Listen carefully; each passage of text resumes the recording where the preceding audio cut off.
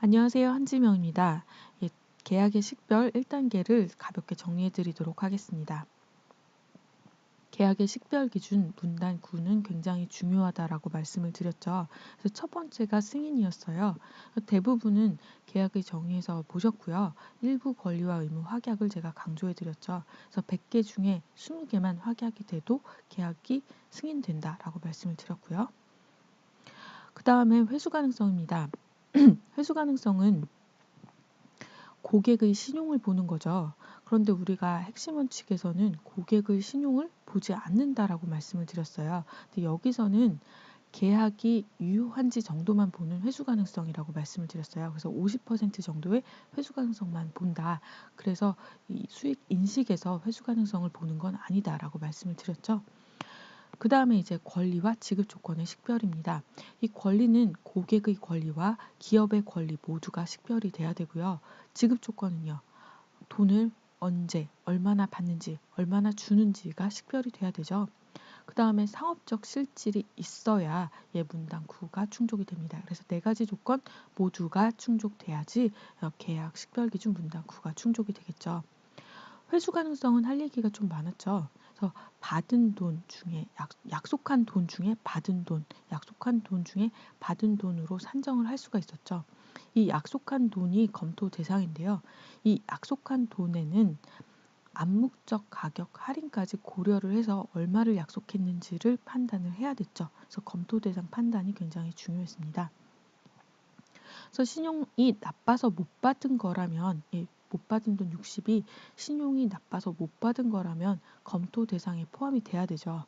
근데 그게 아니라 다른 이유가 있어서 안 받는 거라면 검토 대상 자체에 포함을 하면 안 된다고 말씀을 드렸어요. 그래서 이 기준에 따라서 리뷰 프레임을 검토를 했었죠. 자, 그 다음에 이제 검토 흐름이 있습니다. 문단 9, 계약 식별 기준 문단 9를 충족을 하면 2단계를 보시면 돼요. 근데 문단 9를 충족을 하지 못하면요. 문단 15를 봅니다. 문단 15를 충족을 하면 수익을 인식을 하고요. 문단 15를 충족하지 못하면 계속해서 문단 9를 검토를 하게 돼요. 문단 9가 한번 충족을 하게 되면요. 네, 유의적인 변동이 없으면 다시 재검토를 하지 않습니다. 그러면 유의적인 변동이 있으면요. 재검토를 해야 되겠죠. 네, 그런데 재검토를 할 때는 이미 인식한 수익을 환원하진 않아요. 이미 인식한 수익을 되돌리진 않습니다. 그 다음 문단 15입니다.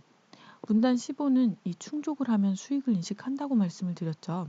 지금 문단 9의 계약 식별 기준도 충족을 못했는데 돈을 받은 경우에요. 거기다가 환불할 의무도 없는 상황이죠. 돈을 받았고 환불할 의무가 없다. 그러면 재환할 의무를 이전할 의무가 없다면 수익을 인식하면 되겠죠. 이미 대가는 받았으니까 재환할 의무를 이전할 의무가 없으면 수익을 인식을 하면 돼요. 그래서 그 의무가 없는 상황이 뭔지를 두 개를 규정을 하고 있죠. 그래서 계약이 종료된 경우에 의무가 없다. 그래서 수익을 인식할 수 있다. 그리고 의무가 없고 약속한 대가 대부분을 받은 경우를 의무가 없는 규정이라고 본다. 그래서 이 둘 중에 하나를 충족을 하면 수익을 인식을 합니다. 그런데 이 계약 종료에 대한 이슈가 있었다고 말씀을 드렸죠. 그래서 계약 종료가 회수 노력이 중단된 걸 계약 종료로 본다. 아니다. 재환할 용역의 이전이 중단된 걸 계약 종료로 본다.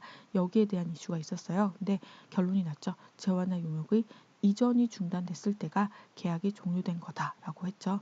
회수 노력 중단은 굉장히 뒤가 되죠. 그다음 계약 기간과 전혀 수행되지 않은 계약을 빠르게 봤어요.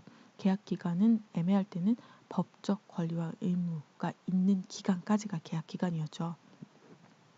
그리고 전혀 수행되지 않는 계약은 공시를 하지 않기 위해서 본다고 말씀을 드렸어요. 이 나머지 수행 의무에 대한 공시를 해야 되는데요.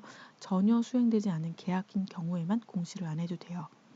그래서 이 전혀 수행되지 않은 계약은 두 당사자 모두가 위약금 없이 취소할 수 있어야 돼요. 그래서 한 당사자만 위약금 없이 취소할 수 없다고 하더라도 공시를 해야 된다라고 제가 강조를 해드렸죠. 그래서 계약의 결합을 이제 마지막으로 봤죠. 계약의 결합과 포트폴리오 접근법을 봤는데요. 계약의 결합은 같은 고객과 동시에 강조를 해드렸어요. 같은 고객은 특수관계자까지 포함이 된다. 동시에는요. 네, 가까운 시기까지 포함이 되기 때문에 판단을 해야 된다 강조를 해드렸죠.